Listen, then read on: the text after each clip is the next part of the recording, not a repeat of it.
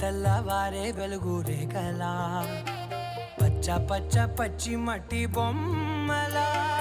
అల్లి బిల్లి వెన్న పాల నురగలా అచ్చ తెలుగు ఇంటి పూల కొమ్మలా